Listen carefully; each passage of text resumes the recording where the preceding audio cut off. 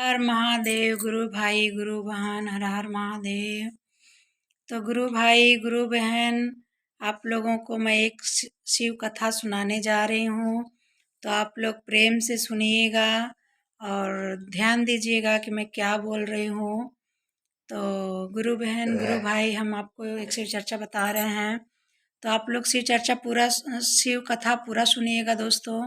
पूरा सुनने में ज्ञान होता है, आधा सुनने में शिव गुरु का अपमान होता है दोस्तों। तो आप लोग अपमान बिल्कुल मत कीजिएगा और हमारा कथा सुन लीजिए।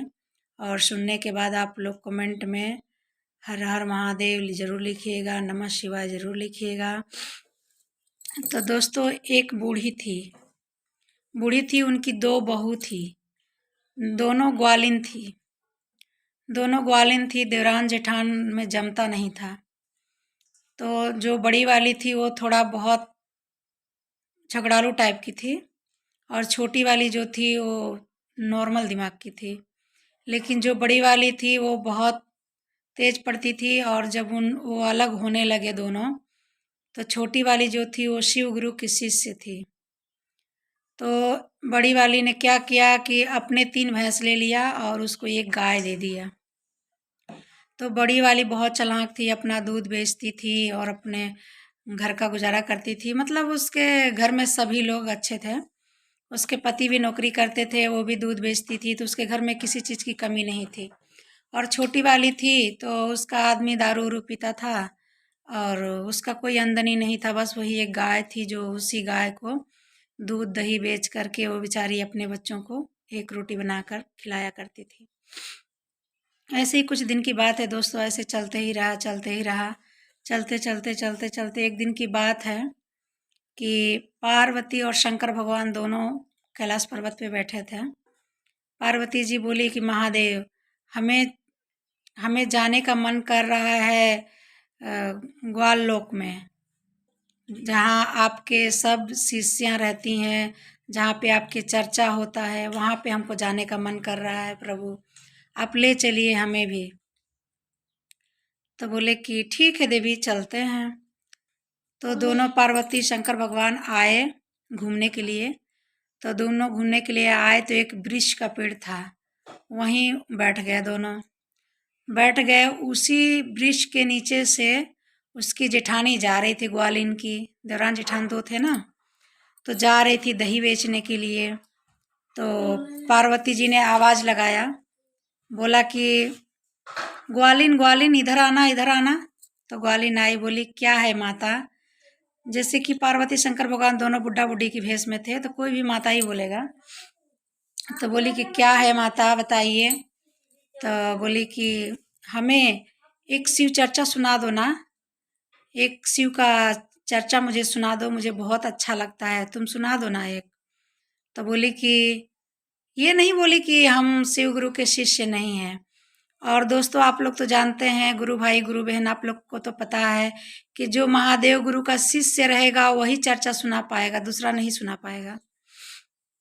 तो वो ये नहीं बोली कि हम शिव, मतलब महादेव का हम शिष्य नहीं हैं, ऐसा नहीं बोली। वो बोली मेरे पास टाइम कहाँ है, मैं जा रही हूँ दही बेचने के लिए, वे बहुत सारा मेरे पास काम है, तुमको तो बैठना है, हमें तो बहुत काम है, हम नहीं सुना पाएंगे। चली गई तो हंसने लगे महादेव जी। हंसने लगे तो माता पार्वती ने बोली कि महादेव आप क्यों हंस रहे हैं। तो महादेव जी ने बोला कि जो हमारा शिष्य नहीं है उससे अगर आप पूछोगी तो कहाँ से सुना पाएगी, बताओ। तो बोली ठीक है महादेव, अगर उससे वो शिष्य नहीं है तो उसे तो ऐसा बोलना चाहिए ना कि हम शिष्य नहीं है तो हमें पता नहीं है, हम नहीं सुना पाएंगे। पर वो तो बोलती है कि मेरे को टाइम नहीं है, मैं नहीं सुनाऊंगी। तो महादेव गुरु हंसने लगे, बोले कोई बात नहीं देवी, कोई और मिल जाएगा। तो गई। तब तक 5-10 मिनट के बाद फिर उसकी देवरानी जो थी, बहुत गरीब थी बेचारी, वो निकल रही थी, जा रही थी। तो माता पार्वती ने आवाज़ दिया कि अरे इधर आना थोड़ा। तो गई, बोली कि बोलिए माता क्या काम है। तो बोली कि देखो, तुम मुझे एक शिव चर्चा सुना दो। तो वो बोली कि मैं शिव चर्चा तो सुना दूंगी, लेकिन माता बात ये है कि मैं बहुत गरीब परिवार से हूँ, मेरे घर में खाने का कुछ नहीं है, और मैं जब तक ये दूध दही बेचूंगी नहीं और जब तक पैसा लेके आऊंगी नहीं, मेरे बच्चों का पेट कैसे भरेगा शाम को। अगर मैं आपको शिव चर्चा सुनाती हूँ तो शाम हो जाएगा हमको इधर ही, तो फिर मैं अपना दही नहीं बेच पाऊंगी, फिर मेरे बच्चे क्या खाएंगे। माता बोली उसका टेंशन तुम मत करना, उसका टेंशन हमारे ऊपर तुम छोड़ दो, मुझे शिव चर्चा सुनाओ। तो बोली ठीक है। तो महादेव गुरु का वो शिव चर्चा सुनाई। शिव चर्चा सुनाते सुनाते तो शाम हो गया। तो बोली कि माता अब तो शाम हो गया, अब मैं घर कैसे जाऊंगी, ये दूध को क्या करूं। ठीक है जाओ। माता बोली कि ऐसा करो कि दूध जो है शिवलिंग पर चढ़ा दो। तो वहाँ जाओ। तो वहाँ छोटा शिवलिंग था, वहीं पे सारा दूध चढ़ा दी। और माता बोली कि देखो वो बेल पत्तर है ना, बेल पत्तर तोड़ लो और जिस मटकी में तुम दूध लेके आई थी उस मटकी में पूरा बेल पत्तर भर लो और लेके अपने घर जाओ। और अपने घर को अच्छा से गोबर से लीपने लेना, लीप के और थोड़ा प्रसाद मंगा लेना, लचीदाना उचीदाना। और सुबह में तुम शिव चर्चा करवा देना और वही लचीदाना तुम सबको बांट देना। उसके बाद जो ये बेलपत्तर मैंने दिया है तुमको मटकी भर के, वो बेलपत्तर का मतलब मटकी का मुंह खोलना, तब सब कुछ अच्छा हो जाएगा, तुम्हारे घर में सब कुछ हो जाएगा। तो बोली ठीक है माता। अब वो लेके गई खूब अच्छा से घर को लीपी। उसके बाद वो लीप के वहीं बेलपत्तर वाला मटकी रख दिया ढक के। और उसके बाद ढकने के बाद क्या किया कि बोली कि माता सभी को अपने मतलब पटीदारी में सबको बोल के आ गई कि हमारे घर पे शिव चर्चा है। सब लोग शिव चर्चा में आए, शिव चर्चा कथा सब हुआ। उसके बाद जैसे ही वो मटकी खोल रही है तो मटकी में से खाली हीरे जवाहरात अलग अलग मतलब की चीज़ें निकल रहा है। तो बोली कि अरे बाप रे बाप, हमें तो लगता है कि हमें कोई देवी शक्ति मिल गई थी। वो माँ नहीं थी, मतलब वो बूढ़ी नहीं थी, वो कोई माँ थी कि हमारे तो शिव गुरु इतना हमें दया कर दिए हैं। तुम जाओ ना यहाँ से। कि इतना दया कर दिए हैं हमारे शिव गुरु कि हमारे घर में तो धन ही धन हो गया। फिर क्या किए कि उसी हीरा जवाहरात को बेच करके अपना घर बनवा लिया। और भैंस भैंस भी 8-10 भैंस ला दिया। मतलब जो चीज़ नहीं था उनके घर में सब चीज़ हो गया था, सब चीज़ कर लिया। बहुत अमीर हो गई, बहुत अमीर हो गई। ये चीज़ जब उसकी जेठानी ने देखा तो बोला कि अरे छुटकी, तू ऐसे कैसे अमीर हो गई, क्या हुआ, कैसे तेरे पास इतना धन हो गया। तो बताने लगी कि दीदी वो बूढ़ी माँ जो मिली थी, आपने उन्हें शिव चर्चा नहीं सुनाया, मैंने सुनाया तो मेरे को बेलपत्तर तोड़ के दी, तो मैं घर लीप के रख दी, जैसे जैसे बताई थी वैसे वैसे हमने किया। और करने के बाद सुबह में देखा तो उसमें हीरे जवाहरात थे। ऐसे ऐसे मेरा दिन पलट गया। तो बोली कि ऐसा कर कि अब तू कल दूध लेके मत जाना उधर बेचने, मैं जाऊंगी और मैं भी ऐसा करूंगी तो मेरे पास भी बहुत धन हो जाएगा। तो गुरु बहन गुरु भाई आप लोग देखिए, लालच बुरी बलाएं होती है। अब वो कर ली लालच, और लालच करने के बाद अब वो सुबह में जब सुबह हुआ तो दूध लेके जा रही थी ऐसे ही। तो पार्वती जी ने बुलाया, बोला कि इधर आओ, एक शिव चर्चा सुनाओगी। तो बोली कि हाँ माता मैं सुनाऊंगी। तो शिव चर्चा सुनाई। उसके बाद वो भी बोली कि हमारे घर में खाने का कुछ नहीं है माता, और मैं शिव चर्चा सुनाऊंगी तो मेरे बच्चों को क्या होगा, कैसे खिलाऊंगी। तो माता ने बोला कि कोई बात नहीं है, वो सब हमारे ऊपर छोड़ दो, लेकिन तुम शिव चर्चा सुनाओ। तो शिव चर्चा सुनाई। सुनाते सुनाते शाम हो गया। बोली माता अब तो शाम हो गया। तो बोली कोई बात नहीं, शाम हो गया तो ये दूध शिवलिंग पर चढ़ा दो और बेलपत्तर तोड़ लो और तोड़ के मटकी भर लो और ले जाओ अपने घर।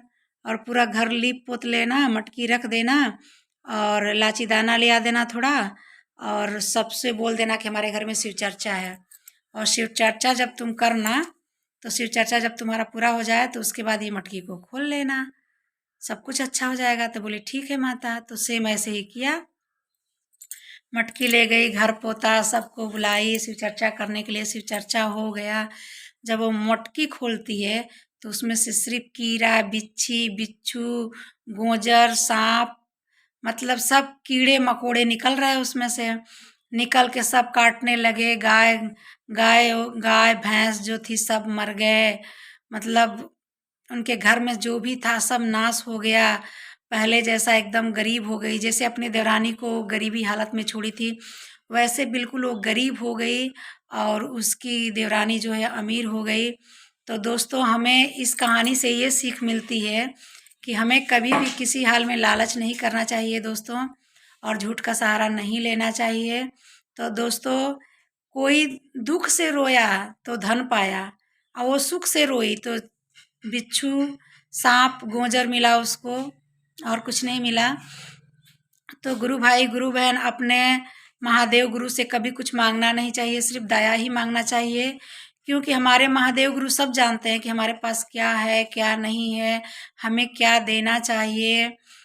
तो हमारे महादेव गुरु से सिर्फ आप लोग दया मांगिए दोस्तों कि महादेव गुरु हमें दया कर दीजिए। उनसे धन तो बिल्कुल नहीं मांगना चाहिए, और जो लोग दया मांगते हैं उन्हें हर चीज़ देते हैं महादेव गुरु, धन दौलत हर चीज़ देते हैं, वो किसी चीज़ की कमी नहीं रहती है। तो गुरु भाई गुरु बहन हमारा कथा यहीं से ख़त्म होता है। तो आप लोग हमारे वीडियो को ज़्यादा से ज़्यादा दुलार प्यार दीजिएगा।